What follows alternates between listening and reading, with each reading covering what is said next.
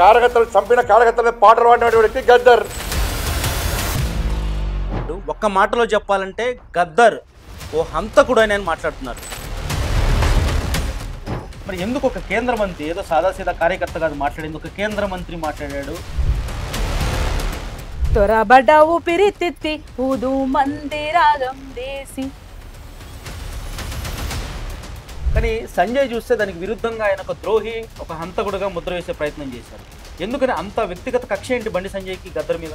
ఆ వెన్న ముక్కల ఉన్న తూటమ్మో మాయన్నాలార అన్న పద పాడుదమందో మాయన్నాలార. కానీ అలాంటి వ్యాఖ్యలు చేసే ముందు ఆలోచించాలి కదా ఒక కేంద్ర మంత్రి అయి ఉండి. తన తండ్రి గురించి ఎవరితో మాట్లాడినా ఆ ఆడిబిడ్డ ఫస్ట్ తెలంగాణలో అయితే చెప్పు తీసి కొట్టి మాట్లాడుతాం. మీ పాటనై వస్తున్నానమ్మో మాయమ్మాలారా, మీ పాదాలకు వందనాలమ్మో మాయమ్మాలారా. జోహార్ గద్దరన్న. ప్రజాకవి గద్దర్ను కేంద్ర మంత్రి బండి సంజయ్ ఎందుకు ఇలా మాట్లాడారు, ఎందుకు ఇలా విమర్శించారు అనే విషయాలు మనం తెలుసుకుందాం. ముఖ్యంగా ఇది తెలుసుకునే ముందు ఆయన ఏం మాట్లాడారో ఆయన మాటలోనే విందాం. మనతో పాటు గద్దర్ కుమార్తె తెలంగాణ సాహితీ సారథి చైర్పర్సన్ వెన్నెల గద్దర్ గారు ఉన్నారు. మాట్లాడదాం. తన తండ్రి పైన చేసిన వ్యాఖ్యల గురించి ఆవిడ ఎలా స్పందిస్తారనే విషయాలు కూడా మనం తెలుసుకుందాం. దానికి ముందుగా ఏదైతే బండి సంజయ్ చేశాడో ఆ వ్యాఖ్యలు ఒకసారి మనం విందాం. ఎట్టిస్తామన్నా, ఎట్టిస్తాం గద్దర్కి ఎట్టిస్తాం చెప్పండి అనే భావజాలం ఏంది? ఎంతమంది భారతీయ జనతా పార్టీ కార్యకర్తలను మర్డర్ చేసిన వ్యక్తులు ఆయన ఎట్టిస్తాం? మేము పక్కా అయ్యాం. మా కార్యకర్తలను చంపితే మా కార్యకర్తలు చంపిన కార్యకర్తలను పాటలు పాడినటువంటి వ్యక్తి గద్దర్.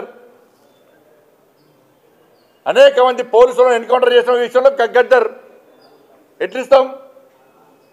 మీరు వంశం ఇస్తాం ఏంది అవార్డ్స్? భయపడే ప్రసక్తి లేదు, వెనుకపోయే ప్రసక్తి లేదు. వందల మంది భారతీయ జనతా పార్టీ కార్యకర్తలు నమ్మిన సిద్ధాంతం కోసం భారత్ మాతా కీ జై అని చెప్పి ఆందోళన చేస్తుంటే నక్సల్స్ భావజాలం గద్దర్ మా కార్యకర్తను హత్య చేయించిండు. ఎన్ఐఏ ఎంక్వైరీ చేసింది గద్దర్ గారి మీద. అనేక మంది పోలీసులను ఎన్కౌంటర్ పేరుతో మర్డర్ చేసిండు. అటువంటి వ్యక్తిని ఏ విధంగా పంపుతారు ఇవాళ? ఇది ఈ రాష్ట్రము మరి పోయినసారి వచ్చినాయి పుట్టుబడి తెలంగాణకు. ఇది గద్దర్ మీద కేంద్ర మంత్రి బండి సంజయ్ చేసిన వ్యాఖ్యలు. ఒక్క మాటలో చెప్పాలంటే గద్దర్ ఓ హంతకుడు అని మాట్లాడుతున్నారు. మనం అదే ప్రజాకవి గద్దర్ సమాధి దగ్గర ఉన్నాం. మనతో పాటు గద్దర్ కుమార్తె వెన్నెల గద్దర్ గారు ఉన్నారు. మాట్లాడదాం. మీరు విన్నారు కదా స్వయంగా బండి సంజయ్ చేసిన వ్యాఖ్యలు, మీరేమంటారు? బండి సంజయ్ గారు ఒక మంత్రి హోదాలో ఉంటూ ఈ విధంగా మాట్లాడతారని నేను అనుకోలేదు. ఎందుకంటే బండి సంజయ్ గారు తెలుసు, అన్నగారు తెలుసు. సో దాన్ని నేనే కాదు, యావత్ తెలంగాణ, ఆంధ్ర, భారతదేశ ప్రజలందరూ ముక్తకంఠంగా వ్యతిరేకిస్తున్నారు, దాన్ని ఖండిస్తున్నారు. మరి ఎందుకు ఒక కేంద్ర మంత్రి ఏదో సాదాసీదా కార్యకర్త కాదు మాట్లాడేందుకు ఒక కేంద్ర మంత్రి మాట్లాడాడు, హంతకుడు అనే ముద్ర వేసేందుకు ఈరోజు బీజేపీ నాయకులు మాట్లాడుతున్నారు? మీ సమాధానం ఏంటి? అంటే చాలామంది చాలా మాట్లాడతారు. వాళ్ళ మాటల్ని బట్టి తెలుస్తుంది వాళ్ళకి ఎంత విజ్ఞత ఉందో, ఎంత నాలెడ్జ్ ఉందో, ఎంత ప్రజల మధ్యలో ఉండి పనిచేశారో అనేది మనకు చాలా క్లియర్గా అర్థమవుతుంది. వాళ్ళ విజ్ఞత గురించి తెలుస్తుంది. మరి అదే బీజేపీ పార్టీ నుంచి మన ప్రధానమంత్రి గారు మోడీ గారు గద్దర్ గారు చనిపోగానే భారతదేశంలో భారతదేశ ప్రజలు ఒక మహాకవిని కోల్పోయారు, తెలంగాణలో ఒక మహాకవిని కోల్పోయారని పంపించిన లెటర్నేమనాలి. సో ఈయన మాట ఏంది, బీజేపీ కార్యకర్తలు మాట్లాడుతున్న మాటలేంది అంటే వాళ్ళకే క్లారిటీ లేదు. They don't have any clarity of what they are speaking. అట్లా మాట్లాడుకుంటున్న పోయిన వాళ్ళకందరికీ గద్దర్ అన్న చాలా గొప్ప మాట అనేవాడు.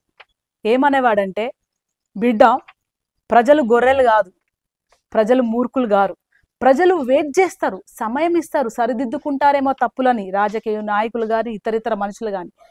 ఎప్పుడైతే వాళ్ళ హద్దు దాటుతుంటారో ప్రజా యుద్ధం మొదలు పెడతారు. ప్రజా యుద్ధం ముందు ఏ ఒక్కరు పనికిరారు. సో ప్రజలే ఆయన మాటలకు గట్టిగా జవాబు చెప్తారని అనుకుంటున్నాను నేను. మోదీ ముఖ్యంగా ఆ లేఖలో ఏమన్నారు ఒకసారి చెప్పగలుగుతారా? మోడీ గారు కుటుంబ సభ్యులకు ఒక లెటర్ రాస్తూ గద్దర్ గారి సేవలని గుర్తు చేసుకుంటూ ఆయన పాటతోని, ఆయన మాటతోని, ఆయన రచయితతోని తెలంగాణ తెలుగు ప్రజలే కాకుండా భారతదేశంలో ఉన్న వాళ్ళకందరికీ ఒక డిఫరెంట్ రూపమైన కళారంగాన్ని మొదలుపెట్టి ప్రజలను చైతన్యవంతం చేసిందిలో గొప్ప వ్యక్తి. ఎస్పెషలీ తెలంగాణ నుంచి తెలంగాణ సాధనకే తన పాట ఎంతో ముఖ్యమని చెప్పినారు ప్రధాని మంత్రి గారు. మరి అదే బీజేపీ కార్యకర్తలను హత్య చేశాడు గద్దర్ అని చెప్పి సంజయ్ అంటున్నాడు. అది వాస్తవమేనా? మీరు విన్నారా? ఈ ఘటన విన్నారా? మీరు ఆయన వ్యాఖ్యలు మీరు సమర్థిస్తారా? నిజంగా అలాంటి ఘటన ఒకటి జరిగిందని మీకు తెలుసా? గద్దర్ అన్న అంటే చింతక చెప్పాను కదా, బండి సంజయ్ అన్న గారికి ఏమీ తెలియదు అసలుకి. నిజంగా అలా ఉండుంటే చాలా మాకు కుటుంబ సభ్యులు, మేము సొంతగా అన్నలాగా పెద్దవాళ్ళగా గౌరవించే కిషన్ రెడ్డి అన్న గారు, మన బండారు దత్తాత్రేయ అన్న గారు చాలా క్లోజ్ ఫ్యామిలీకి గద్దర్ అన్న గారికి కూడా. అట్లాగే వాళ్ళు చెప్పాలి మరి బండి సంజయ్ అన్నకు. బండి సంజయ్ అన్నకు తెలియదు కదా, మన గద్దర్ అన్న గురించి వాళ్ళు చెప్పాలి. ఒకవేళ నిజంగానే గద్దర్ అన్న గారు హంత కూడా అవుతుంటే మరి గద్దర్ అన్న బతుకున్నప్పుడు ఎందుకు మాట్లాడలేరు? మరి గద్దర్ అన్న బతుకున్నప్పుడు ఎందుకు కౌలిగించు? ఇప్పుడు మాట్లాడే ధైర్యం ఎక్కడ పోయింది? ఇలాంటి కామెంట్స్ ఎవరు వెళ్ళలేదు ఎక్కడ. ఎందుకంటే గద్దర్ అన్న చనిపోయిండు అనుకుంటున్నారేమో. గద్దర్ అన్న తెలంగాణ తెలుగు ప్రజల్లో, పీడిత తాడిత ప్రజల్లో, స్త్రీల గుండెల్లో రగులుతూనే ఉన్నాడు. ఎందుకని అంత వ్యక్తిగత కక్ష ఏంటి బండి సంజయ్కి గద్దర్ మీద? మనము నోటికొచ్చినట్టు మాట్లాడి నోటికొచ్చినట్టు బిహేవ్ చేస్తే అది తప్పు. ప్రజలకు ఏమి సూచన ఇస్తున్నాం, ఏమి సంకేతం ఇస్తున్నాం? ఒక బాధ్యత గల పదవిలో ఉన్నప్పుడు ఎంత బాధ్యతగా మనము ప్రవర్తించాలనే ఇంకిత జ్ఞానం లేకపోతే వాళ్ళు రాజకీయ నాయకులు ఎట్లయితారు, మంత్రి పదవిలో ఎలా ఉంటారని అర్థం అవ్వట్లేదు నాకు. సో ఖచ్చితంగా అంటే ఇంగిత జ్ఞానం ఇప్పుడు బండి సంజయ్ కనపట్లేదా?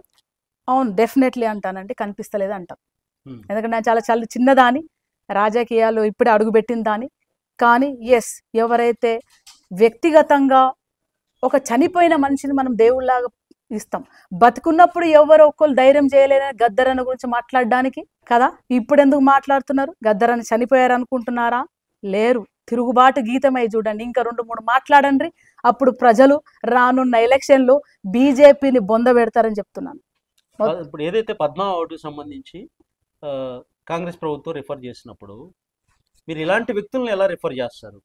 దానికి అర్హత ఉన్న వ్యక్తుల్ని రిఫర్ చేస్తే మేము అవార్డు ఇస్తాం, అలా అర్హత లేని వ్యక్తులు మీరు రిఫర్ చేశారని చాలా చులకనగా ఆయన మాటలైతే స్పష్టంగా కనిపిస్తున్నాయి గద్దర్ గురించి. దాన్ని బట్టి తెలుస్తుందంటే what is the criteria of selection for giving the central level awards అనేది తెలీదు. రెండోది ఏంటంటే ప్రజలందరూ ఒకటే ప్రశ్న అడుగుతున్నారు. ఏమడుగుతున్నారంటే బీజేపీ పార్టీ అవార్డ్స్ ఇస్తుందా, లేకుంటే దేశ ప్రభుత్వము తన భారతదేశంలో ఎవరైతే ప్రజల కోసం పనిచేస్తున్నారో, తమ జీవితాలను అంకితం చేసి ఒక్కొక్క ఏరియాలో తమ స్కిల్ని ప్రదర్శిస్తున్నారో వినూత్నంగా, అది కూడా ప్రజల కోసమే, వాళ్ళని ఎంకరేజ్ చేస్తూ, వాళ్ళని గౌరవిస్తూ, వాళ్ళని సెలెక్ట్ చేసుకొని అవార్డ్స్ ఇస్తున్నారని ఫస్ట్ క్లారిటీ ఇవ్వమనండి. సో అదే తెలియదు అన్నకు. పాపం అన్నకు ఏదో అనాలే, ఏదో అనేస్తే మనకు అక్కడ రోల్స్లో, హైకమాండ్ రోల్స్లో నేను మెట్ల మాడేసిన, ఈయననే తిట్టేసిన, గద్దర్నే తిట్టేసిన, ఆడెంత ఈడెంత అనేసి ఎక్కువ మార్కులు వస్తాయి అనుకుంటున్నారు. మార్కులు ఇవ్వాల్సింది పార్టీ అధిష్టానం కాదండి. మార్కులు ఇవ్వాల్సింది, మనని గెలిపించుకోవాల్సింది యావత్ ప్రజలకు జవాబు చెప్పాలి. రానున్న టైంలో తప్పకుండా తెలంగాణ ప్రజలు, భారతదేశ ప్రజలు ఇట్లాంటి వాళ్ళకు బుద్ధి చెప్తారని నేను గట్టిగా నమ్ముతున్నాను. తన తండ్రి గురించి ఎవరితో మాట్లాడినా ఆ ఆడిబిడ్డ ఫస్ట్ తెలంగాణలో అయితే చెప్పు తీసి కొట్టి మాట్లాడుతాడు. ఏమిరా మా నాయన గురించి ఏం మాట్లాడుతున్నావు నాయనను? ఇప్పుడు బతుకున్నప్పుడు మాట్లాడలేదు ఒకడు, ఇప్పుడు నోటుకొచ్చినట్టు మాట్లాడితే ఊరుకుంటారు అనుకుంటారా అనే ఆవేశం వచ్చినా సరే దాన్ని అదుపులో పెట్టుకొని యాజ్ ఎన్ ఏ చైర్పర్సన్, యాజ్ ఎన్ ఒక బాధ్యత గల పదవిలో ఉన్నందుకు మేము డిమాండ్ చేస్తున్నాము. ఆ ఆధారాలు బయట పెట్టి మాట్లాడేసింది ఆయనకు అర్థమవుతుంది. ప్రజలు అర్థమయ్యే విధంగా కరీంనగర్ ప్రజలు, మన తెలంగాణ ప్రజలు ఆయన పార్టీకి అర్థమైన విధంగా తప్పకుండా జవాబు చెప్తారు. నేను అర్థం చేయాల్సిన పని లేదు. గద్దర్ గొంతు ఆయన తర్వాత మీ నుంచే వినిపిస్తుంది. తండ్రి పాట ఒక్కసారి ప్రపంచానికి అర్థమైందా?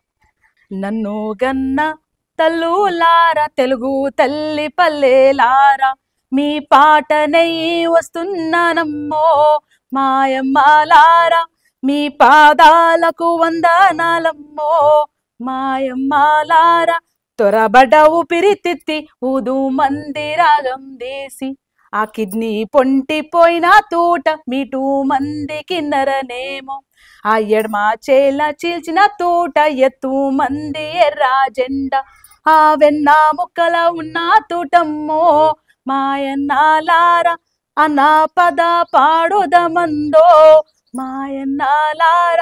జోహార్ గద్దరన్న, జోహార్ తెలంగాణ అమరవీరులకు. ప్రజా కళలు వర్ధిల్లాలి, ప్రజా ఉద్యమాలు వర్ధిల్లాలి. ఇది గద్దరన్న సమాధి సాక్షిగా గద్దరన్న బిడ్డ స్పందన ఏబీపీ దేశంతో ఎక్స్క్లూజివ్గా. ముఖ్యంగా ఆవిడ ఒకటే డిమాండ్ చేస్తున్నారు, ఎలాంటి ఆధారాలతో తన తండ్రిని ఇంత దారుణంగా విమర్శిస్తున్నారు, ఏకంగా గద్దర్ ఒక హంతకుడని ఇష్టం వచ్చినట్టుగా బీజేపీ నాయకులు మాట్లాడుతున్నారు. ఎలా మాట్లాడతారు అలా ఒక ప్రజా యుద్ధ నౌక గద్దర్ని? ఆధారాలు బయటపెట్టండి, లేదంటే ప్రజలే తగిన బుద్ధి చెప్తారంటున్నారు వెన్నెల గద్దర్. శేషు, ఏబీపీ దేశం, హైదరాబాద్.